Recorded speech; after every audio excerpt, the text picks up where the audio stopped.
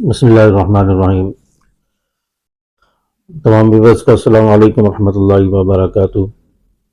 آج ہمارا ملک پاکستان دن بدن پستی کی طرف، زوال کی طرف جا رہا ہے، اور دن بدن جو ہے سیاسی جھگڑے عروج پر جا رہے ہیں، اور ان سیاسی جھگڑوں کی وجہ سے ہمارے ملک کی معیشت جو ہے پستی کی طرف جا رہی ہے، نقصان کی طرف جا رہی ہے، اور مہنگائی اتنے عروج پر پہنچ چکی ہے کہ ایک غریب اور متوسط درجے کا جو آدمی ہے اس کے لیے تو کھانا پینا بڑا مشکل ہوتا جا رہا ہے۔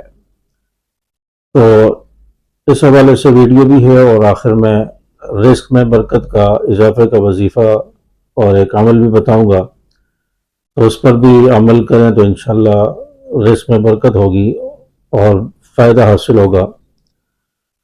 تو ہمارا ملک پاکستان یہ سیاسی جھگڑوں کی وجہ سے، سیاسی اختلاف کی وجہ سے، اقتدار کی کھینچا تانی اور جنگ، اس کی وجہ سے، اقتدار کی جنگ کی وجہ سے ملک کا استحکام اور ملک کی سالمیت کو جو ہے خطرہ لائق ہو گیا ہے، اور آگے مستقبل تاریک نظر آ رہا ہے۔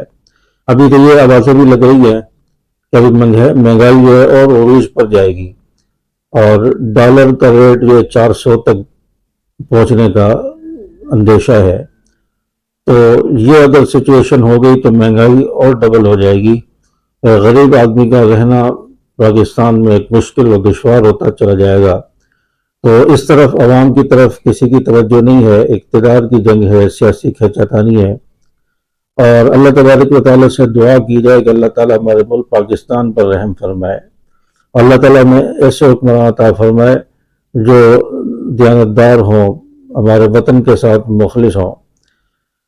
آج ہم سے بنگلہ دیش بھی اچھا ہے، بنگلہ دیش کے حالات اچھے ہیں، بنگلہ دیش سے بھی پیچھے چلا گیا معاشی اعتبار سے ہمارا ملک، اور عدم استحکام کی وجہ سے۔ اور پاکستان بناتے وقت بعض لوگ پاکستان بنانے کے مخالف تھے، علماء دیوبند۔ آج بھی سیاسی لوگ کہتے ہیں کہ علماء دیوبند علماء نے مخالفت کی پاکستان بنانے کی۔ وہ مخالفت صرف اس وجہ سے تھی کہ ایک پاکستان کا خطہ ہمیں دے کر، چھوٹا سا ٹکڑا دے کر، ایک لولی پاپ ہمیں دیا گیا، مسلمانوں کو دیا گیا، اور کہا گیا کہ یہ تمہارا وطن ہے اور اس میں اپنی زندگی گزارو آزادی کے ساتھ۔ حالانکہ یہ اس وقت تو آزادی نظر آ رہی تھی، حقیقت میں یہ آزادی نہیں تھی، کیونکہ علماء کی سوچ اور بصیرت دور تک ہوتی ہے، وہ آگے تک دیکھتے ہیں کہ آگے کیا معاملہ ہونے والا ہے۔ تو انہوں نے کہا کہ یہ چھوٹا سا ٹکڑا دے کر ہمیں لولی پاپ دیا گیا ہے، حقیقت میں کوئی آزادی نہیں ہے۔ تو آج ہم دیکھ رہے ہیں کہ آزادی اس میں نہیں ہے۔ امریکہ کی جو حکمرانی یہاں چل رہی ہے، امریکہ کے اشاروں پر ہمارا ملک چل رہا ہے، وہ جس کو چاہے لے آئے، جس کو چاہے ہٹا دے۔ تو امریکہ کی مداخلت اور غیر ملکی مداخلت آج تک ہمارے ملک میں چلی آ رہی ہے، اور جس کی وجہ سے عدم استحکام کا شکار ہمارا ملک ہو چکا ہے۔ اور غیر مسلم انگریز کی یہی سازش تھی کہ پاکستان کا خطہ دو، اور اس میں بھی اپنا عمل دخل ہم جاری رکھیں گے تاکہ مسلمان آزادی سے زندگی نہ گزار سکے، معاشی اعتبار سے اس کو کمزور کر دو، اور افرادی قوت کے اعتبار سے کمزور کر دو، سیاسی اعتبار سے اس کو کمزور کر دو۔ تو آج یہی ہو رہا ہے۔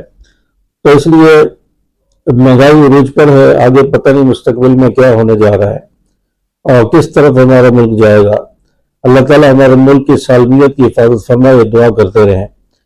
تو اس مہنگائی کے دور میں تو ایک وظیفہ ہے، سورۃ العنکبوت کی آیت نمبر 62 ہے، 62۔ اس آیت کو فجر کی نماز کے بعد ہم نے پڑھنا ہے، اور وہ آیت ہے اللہ یبسط الرزق لمن یشاء من عبادہ ویقدر له ان اللہ بکل شیء علیم۔ اس آیت کو فجر کی نماز کے بعد 7 مرتبہ پڑھنا ہے، اول آخر 7 مرتبہ درود شریف پڑھ لیں۔ تو اول آخر 7 مرتبہ کوئی سا بھی درود شریف پڑھ لیں، درود ابراہیمی پڑھ لیں تو زیادہ اچھا ہے، اور درمیان میں یہ آیت جو ہے اس کو 7 مرتبہ پڑھنا ہے۔ تو 7 مرتبہ پڑھ لیں، اگر ہو سکے تو 11 مرتبہ پڑھ سکتے ہیں، طاقت میں پڑھنا ہے۔ تو انشاءاللہ اس کے پڑھنے سے رزق میں برکت ہوگی، وسعتیں ہوں گی۔ یہ آیت رزق میں برکت کا جو وظیفہ ہے علماء نے اس کو بتایا ہے، تو اس آیت کو پڑھنے کا معمول بنا لیں۔ انشاءاللہ اس آیت کی برکت سے اللہ تعالیٰ رزق میں فراوانی اور برکتیں اور وسعتیں عطا فرمائیں گے۔ اللہ تبارک و تعالیٰ میں سمجھ عمل کی توفیق عطا فرمائے۔ اللہ تعالیٰ میرے ملک پاکستان کو مستحکم بنائے، اس کی سالمیت کی اور اس کی جغرافیائی سرحدوں کی اللہ تعالیٰ اور نظریاتی سرحدوں کی اللہ تعالیٰ حفاظت فرمائے۔ السلام علیکم ورحمۃ اللہ وبرکاتہ۔